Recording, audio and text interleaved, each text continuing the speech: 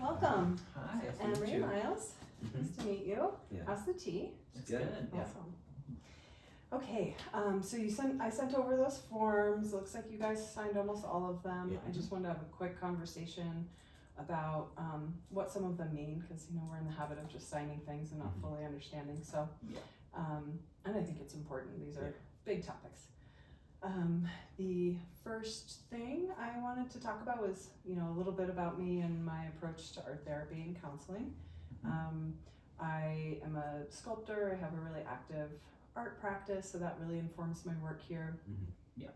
And so my master's is actually in art therapy and counseling, not social work.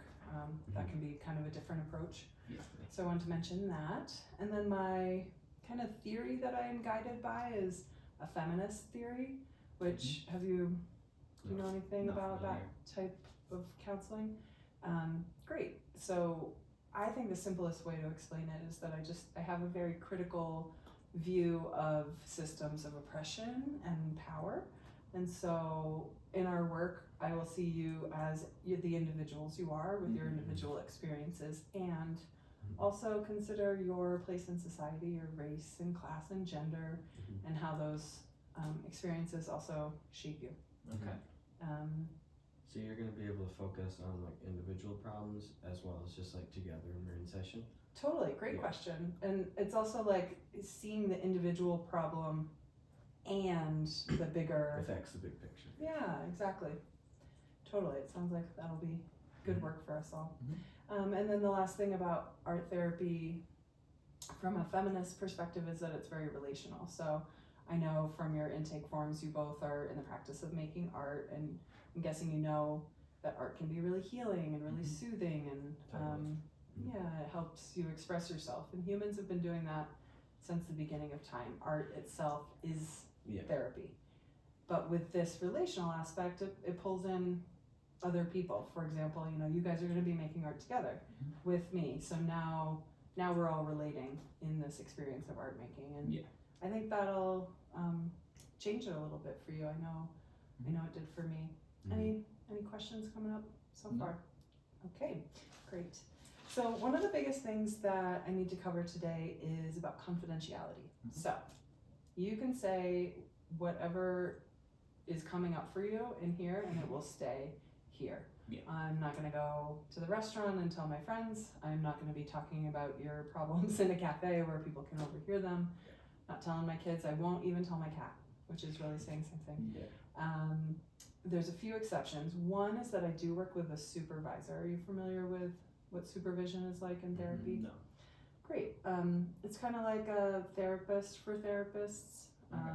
Mine is an older therapist who has more years of practice, and she's just a mentor for me. I go to her with questions about my clients, my caseload, and she's really there to support me, support you. So I will be talking to her about you all and stuff that comes up in session, but I won't. That's kind of it. I won't use your name, any distinguishing features. Don't worry, she doesn't even live here in New Mexico, so you won't, she won't be bumping into you at the grocery store and recognize you. Where does she live? Oh, Seattle, actually. Nice. So couldn't be farther away. I have a cousin out in Kentucky. Oh, great. Yeah. So the other thing is, artwork that you make here, it's up to you to decide whether you want me to show that to my supervisor or not. There's a separate consent form you haven't signed yet, so you can sit with that if you're okay with me sharing the artwork or not. Will depend on is there anything you that sign like obviously just like some more serious stuff is like you have to tell them? There's not really like I don't have to tell her anything. It's just that it's gonna help me help you better if I do.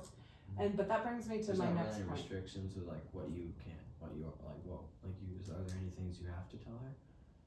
Well, that's a good point. There are a few things, not that I have to tell my supervisor, but that I would have to get involved. And those are only two things, basically. If you express an intent to harm yourself or somebody else, I will have to get involved and protect you and protect them.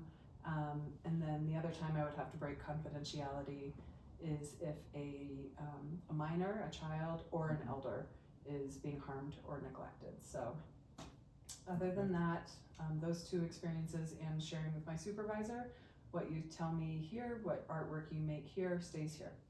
Okay. Great. Okay, so the next point is about I never restarted that, is the limitations of art therapy. I think there's so many benefits of art therapy. There's a few limitations, and the main one is that it's not a magic bullet, it's not a miracle cure, and I can't guarantee that, you know, the problems that you're struggling with now will absolutely improve. I think they will. I have a lot of confidence, and I think it's going to go really well. Yeah.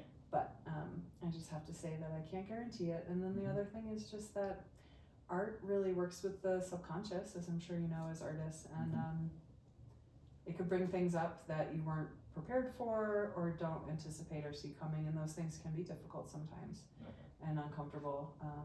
And I will be here to support you through that. Okay. But I just want to make sure that you know that it can bring up it can take us to some dark places. Yeah. And I feel confident that we can work through it. Okay. Does that sound still pretty good? Sounds good. Yeah. Great. And then the last thing that we're going to cover today is about communication. As far as scheduling changes, billing, you're going to call the front desk or email me, no problem. It's more about in between sessions if you're feeling like you need support or you know, you're really struggling, you're in crisis. I can be reached. Email, I check once a day. I'll get back to you in 24 hours. As far as my cell phone, I don't give it out to clients. In fact, I just really don't use my cell phone. I use it as little as possible, and I actually live in a place where there's not great reception. So that's not a reliable way for me to support you. So I want to make sure that's clear from the beginning. Yeah. Number one, I'll give you in a few different formats, numbers so that you'll always have on hand the number for the front desk here at the agency. They can connect you to help, hotlines and things like that. And then the final thing is that we will also be working on pretty quickly in our earliest sessions, developing a plan for you for when you are in crisis, of who you can call that you are already connected with, friends that can support you, and techniques you can use to soothe yourself. So we'll kind of be developing that toolbox together. Okay. Cool. Okay, are any other questions coming up right now or clarifications? Sounds good. Great, so we're gonna move on for now, but I want you to know that I'll check in next session about these things, and then even a month down the road, 3 months down the road, this will be a conversation that we're kind of constantly checking in about, as that's the nature of consent. Okay. Cool. All right, Thank you. great, thank you. All right. Have a good one, Sabrina.